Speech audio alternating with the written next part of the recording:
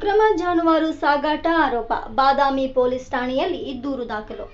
ಬಾಗಲಕೋಟೆ ಜಿಲ್ಲೆಯಲ್ಲಿ ಅಕ್ರಮ ಜಾನುವಾರು ಸಾಗಾಟ ಪ್ರಕರಣವನ್ನ ರಾಷ್ಟ್ರ ರಕ್ಷಣಾ ಪಡೆ, ಬಜರಂಗ ದಳ, ವಿಶ್ವ ಹಿಂದೂ ಪರಿಷತ್, ಗೋರಕ್ಷಕರು ಹಾಗೂ ಹಿಂದೂ ಯುವಕರು ಪತ್ತೆ ಹಚ್ಚಿ ಎತ್ತುಗಳನ್ನು ರಕ್ಷಣೆ ಮಾಡಿದ ಘಟನೆ ನಡೆದಿದೆ. ದಿನಾಂಕ 20/5/2026 ಮಧ್ಯರಾತ್ರಿ ಸುಮಾರು 12:30 ಗಂಟೆ ವೇಳೆಗೆ ಚೋಳಚಾಗುಡ್ಡ ಕ್ರಾಸ್ ಸಮೀಪದ ಗಣೇಶ ಗುಡಿ ಹತ್ತಿರ ಈ ಘಟನೆ ಬೆಳಕಿಗೆ ಬಂದಿದೆ.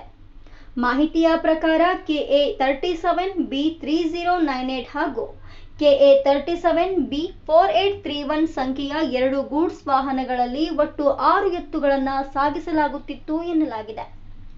ಸಂಬಂಧಪಟ್ಟ ಪಶು ಸಂಗೋಪನಾ ಇಲಾಖೆಯಿಂದ ಯಾವುದೇ ಅಧಿಕೃತ ಪರವಾನಗಿ ಪಡೆಯದೆ ಜಾನುವಾರುಗಳನ್ನು ಒಂದಕ್ಕೊಂದು ತಾಗಿಸಿಕೊಂಡು ಹೇರಿಕೊಂಡು ಸಾಗಿಸಲಾಗುತ್ತಿತ್ತು ಎಂದು ಆರೋಪಿಸಲಾಗಿದೆ. ಅದೇ ರೀತಿ ಎತ್ತುಗಳಿಗೆ ಆಹಾರ ಮತ್ತು ನೀರು ನೀಡದೆ ಪ್ರಾಣಿಗಳಿಗೆ ಹಿಂಸೆಯಾಗುವ ರೀತಿಯಲ್ಲಿ ಸಾಗಾಟ ಮಾಡಲಾಗುತ್ತಿತ್ತು ಎಂದು ಫಿರ್ಯಾದಿಯಲ್ಲಿ ಉಲ್ಲೇಖಿಸಲಾಗಿದೆ.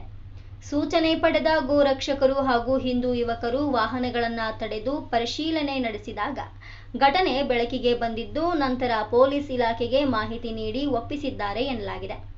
ಈ ಕುರಿತು ಬಾದಾಮಿ ಪೊಲೀಸ್ ಠಾಣೆಯಲ್ಲಿ ಪ್ರಕರಣ ಸಂಖ್ಯೆ 100/2026 ದಾಖಲಾಗಿದ್ದು, ಪೊಲೀಸರು ಮುಂದಿನ ತನಿಖೆ ಕೈಗೊಂಡಿದ್ದಾರೆ. ಜಾನುವಾರುಗಳನ್ನು ಪಾಲನೆ ಪೋಷಣೆಗಾಗಿ ಬನಶಂಕರಿ ಗೋಶಾಲೆಗೆ ಸುರಕ್ಷಿತವಾಗಿ ತಲುಪಿಸಿದ್ರು.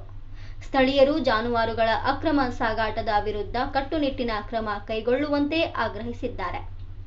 ವರದಿ KH ಶಾಂತಗೇರಿ, ಕನಕ ಟಿವಿ, ಬಾಗಲಕೋಟೆ.